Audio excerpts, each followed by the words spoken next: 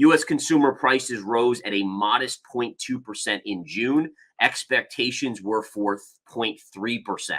So we did see a beat on the month-over-month numbers. In addition, the yearly inflation rate dropped to 3% from 4% the prior month.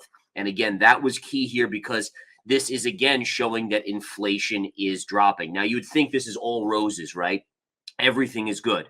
But again, just like most things, we have to delve underneath the hood to see. And this is the headline kind of that caught my eye. Now, listen, stock market is rallying. We've seen gold popping up. We're seeing even Bitcoin inching up a little bit, although we'll get to that. The price action continues to be very, very muted in Bitcoin.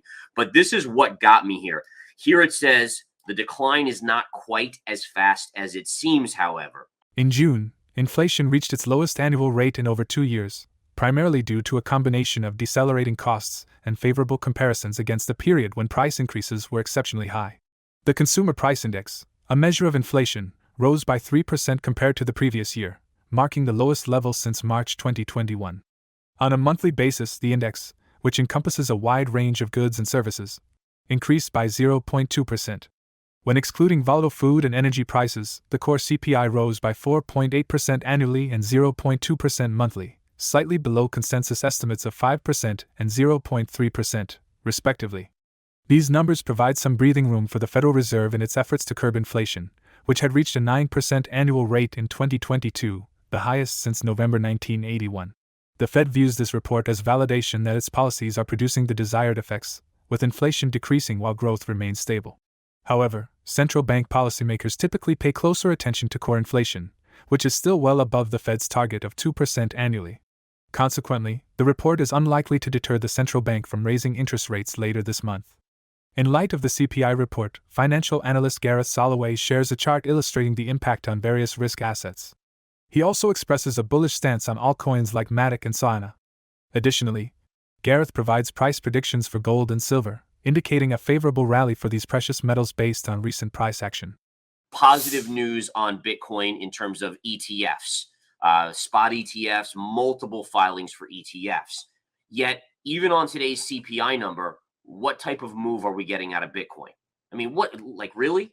This is the little uptick we're getting today on the daily chart. Now, listen, this is still a bullish consolidation pattern. It's one of the longest bullish consolidation patterns I have seen in my career in crypto, as well as even in stocks. But it is still inside of the 30,000 to 31,000 range. So it still is slightly bullish, okay? But it continues to irk me.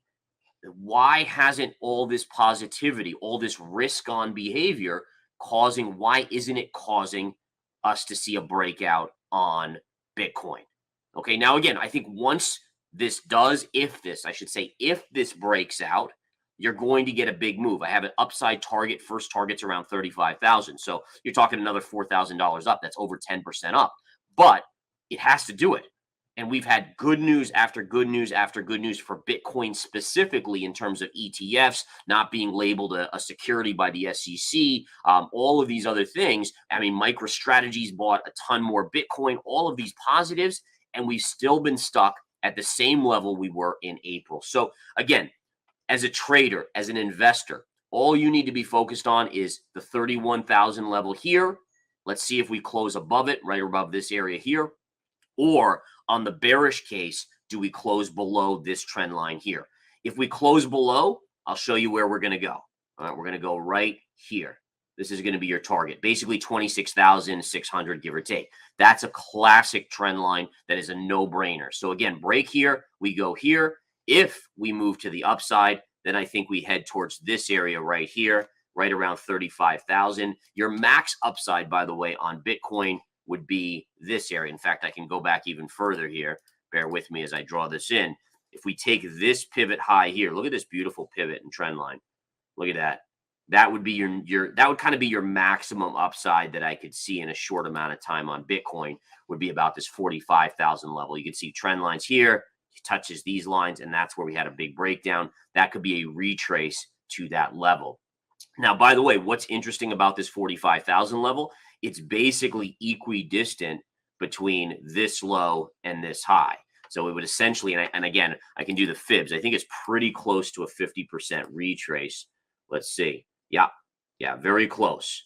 So right there's your 50% retrace right here around 43,000. So you're essentially at a 50% retrace from your highs to your lows. So little things like that kind of warrant attention. But that's, again, contingent on us breaking through 31, going to 35, and then breaking through 35. All right, so it's kind of a long way away, but it is something worth keeping an eye on. Now, we have seen altcoins starting to make moves here. Altcoins like Matic had a breakout. Take a look at Matic here. Beautiful little breakout on this over the last couple days. It's been consolidating. Again, upside maximum would be about 83 cents, would take us back to this level right here. And then Solana has been a rock star. It continues to be one of my favorite cryptos that are not Ethereum and Bitcoin. And you could see here, look at the move. It's up from $14 to $22. That's a 50% move. And it's even trying to break here. If you look at the bigger picture, you had this up move, and then this is a channel, a bullish channel. That's your upside target, $24.40 on Solana. So again, Solana, by the way, you wouldn't be chasing Solana here. At least I don't. I don't chase anything. It's a great move, but it's obviously up 50%. You're not paying up 50%, especially for your reward of another $2. That's less than 10% on this trade. But what I would say is if it hits this line and pulls back and makes a bull flag or consolidation, that's the buying opportunity, right? Like a 50% retrace type thing. That would be an opportunity to go long on that chart. On Wednesday, the price of gold surged by over 1%, reaching a daily high of $1,958. This upward movement was driven by the release of soft inflation data from the United States, which resulted in a decline in U.S. yields. Simultaneously, the DXY index, a measure of the U.S. dollar's value against a basket of other currencies, reached its lowest level since April 2022. The Federal Reserve's Beige Book report failed to stimulate a recovery in the index. Gareth, a prominent analyst, projects a highly bullish pattern for gold, reinforcing his consistently positive outlook on the precious metal. He also provides insights into silver and offers his perspective on the direction these valuable commodities may be heading. So if we look at gold here, okay, here's a downsloping trend line, pulled back, broke out, and then look what it did. It retraced to the scene of the crime. What has gold done since then? It has started to move to the upside.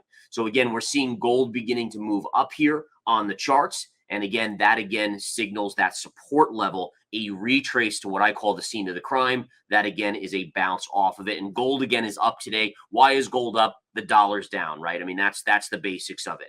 So again, in terms of the gold chart, where are we looking for this? So I've called, ever since we were at this high, I've said to people, and I've said it in this broadcast. In fact, if you go back 2, 3, 4 weeks, every single week we talk about gold. And I kept on saying, guys, it should pull back to this trend line. Well, it finally did. And then I said, okay, now you're looking at upside potential. Now you're looking at maybe a move and a breakout above the all-time highs, which if we put a trend line in here, we can clearly see, look at this. That's your all-time high level. So the way this works, education, here we go, education 101 in investing. You have a high pivot and you pull back. When you hit the high pivot again, probabilities, that's known as a double top, you get a big pullback. Big pullbacks off double tops. When you hit a triple top, it's a small pullback, and usually you'll come up and break out at that point.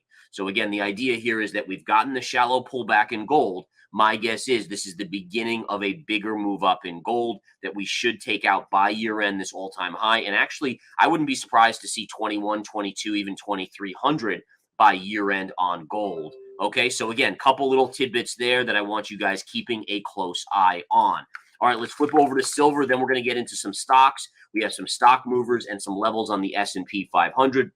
All right, so we are seeing silver moving up here. Now, silver's a little trickier of a commodity to gauge, and I want to show you this, guys. So when we had a pullback on silver, it was a much more dramatic pullback. Look at how you have this line. This is almost the inverse of the gold chart or the yield chart that we were just looking at. You have an upsloping pivot to pivot, and we broke below it. So what does this tell us? It tells us that if you get back up to this $24 level, $24.35 to $24.40 on silver, this is probably a level that you're going to pull back off of. All right, now you might say, well, how does that mesh with what gold is showing us, right? I mean, if gold is showing us that it could be headed higher, why would silver be going up and then pulling back? And the answer is twofold. Number one, gold could go up as well with silver on this move, and then gold could just have a small pullback, like a 3-day small minor pullback. Silver could have a much bigger pullback. The other thing to always remember on silver is that it's an industrial metal. So as long as this soft landing narrative is in play, silver is going to outperform gold to the upside. All right, you're going to see bigger moves, and you can see that today, right? I mean, today silver is having a move of 2.35%. Gold is only up right now 0.6%. Right. So there's obviously a huge difference there. Silver is outperforming gold. So as long as the soft landing narrative, the fact that investors are saying, okay, the Fed can totally make us into this perfect landing where everyone sings kumbaya and everything goes great, well, then silver is going to outperform. But if you get into a point where we start to see interest rates continuing to climb, all right, or at least staying stationary, and jobs continue to decline, which, remember, we saw the non-farm payrolls report last Friday that signaled a slowdown in the job market. That if that continues and we don't get this soft landing, silver will underperform gold because, again, it is an industrial metal. It is used in the building of things, in batteries, etc. It's a very, very good conductive metal. Excluding food and energy, the consumer price index rose by 0.2% from the previous month. The core measure, which economists consider a better indicator of underlying inflation, advanced by 4.8% from a year ago, marking the slowest increase since late 2021 but still well above the Fed's target. Shelter costs, particularly rent, contributed the most to the monthly increase, rising by 0.4%, but it was the smallest increase in rent since the end of 2021. While there were declines in airfares and used cars and trucks, economists anticipate further moderation in these categories.